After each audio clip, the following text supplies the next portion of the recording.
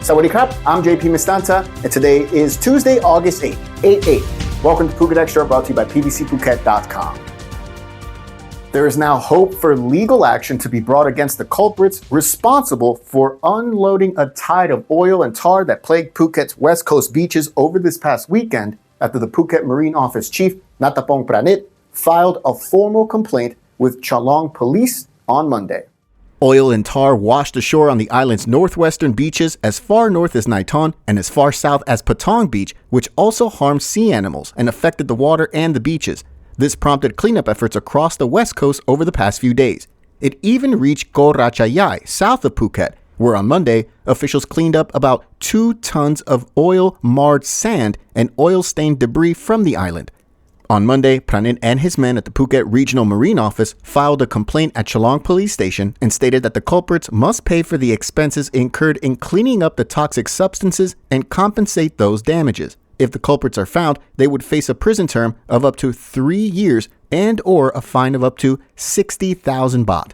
In the wake of the oil and tar washing ashore on Phuket beaches, Phuket Marine officers checked for likely offenders through the Vessel Traffic Services System, which can monitor vessels up to 95 nautical miles from Phuket's west coast, and found that 81 vessels passed through the area from July 26th to August 3rd, and comprised of 62 merchant ships, 18 tanker ships, and 1 tug supply ship. Helicopters from the Royal Thai Navy 3rd Area Command, based at Cape Anwa, had carried out aerial surveys along the coast of Phuket and found no further oil slicks on the water.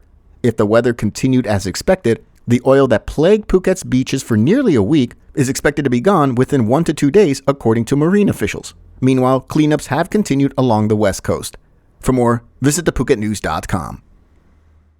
212. That's the number of seats that is currently in the new proposed coalition government, comprising of the Pheu Thai party and the Bhumjaithai parties, who have forged a new political alliance without the Move Forward party, and they plan to run Pheu Thai premier candidate Sreta Thavisin, a business tycoon, for the prime ministership in the next round of the bicameral vote.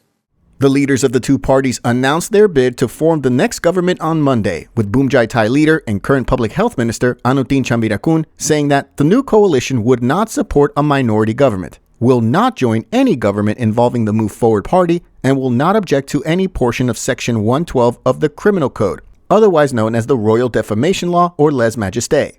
The new coalition, which so far includes these two parties, has just 212 House seats among them, 141 from Pheu Thai and 71 from Bhumjaithai. But it's not enough to pass the threshold of 375 votes in the House and Senate for one of their candidates to become the Prime Minister. Still, officials from both parties say they are ready to meet other parties to join their new coalition. The deputy Pheu Thai leader, Phumtan Vichayachai, stated that they expect other parties from the originally proposed coalition government to join the new alliance. For more, visit thephuket.news.com.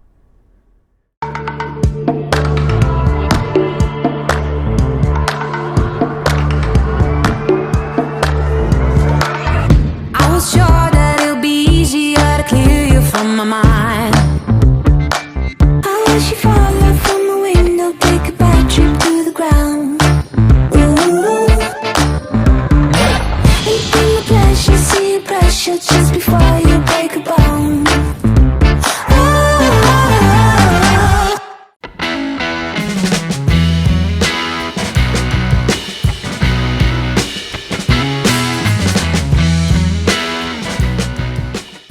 Disaster prevention officers and Navy personnel have found the missing tsunami warning buoy that stopped transmitting data on July 31st after it was discovered some 44 kilometers from its original position in the Andaman Sea.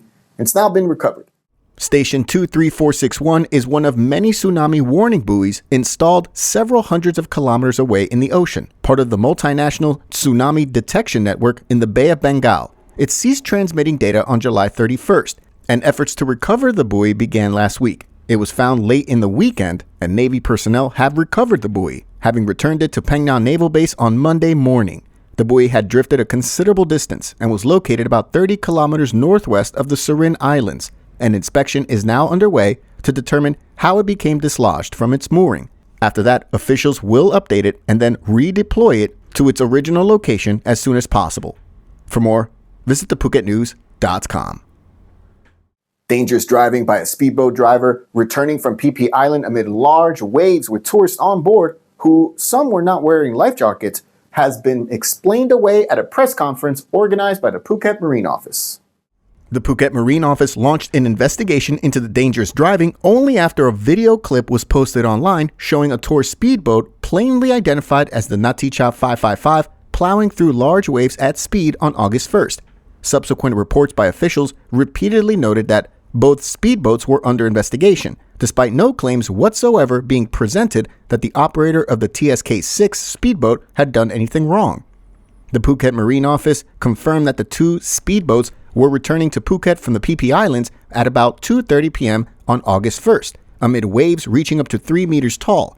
After they returned to Phuket, marine officials had inspected the boats and found them to be seaworthy. All safety equipment required was on board and in functioning order. At a press conference held at the Phuket Marine Office on August 3rd, marine officials disclosed that no action will be taken against the speedboat driver, saying that conditions were safe when the boat departed the Phi Island at 3 p.m. that afternoon, but encountered storm conditions when it reached open water, which they say forced the speedboat driver to drive close to the bigger boat near him in order to take shelter from larger waves. For more, visit thephuket.news.com. Thanks so much for joining us today on Phuket Xtra, brought to you by pbcphuket.com. We'll see you again tomorrow. Until then, stay classy, Phuket. Phuket's rapid modernization has made it one of the world's premier holiday destinations. Investors can still buy quality condominiums for as low as $75,000 and luxury properties can go all the way up to $20 million. Condominiums in Phuket are a safe, secure bricks-and-mortar investment offering foreigners freehold ownership.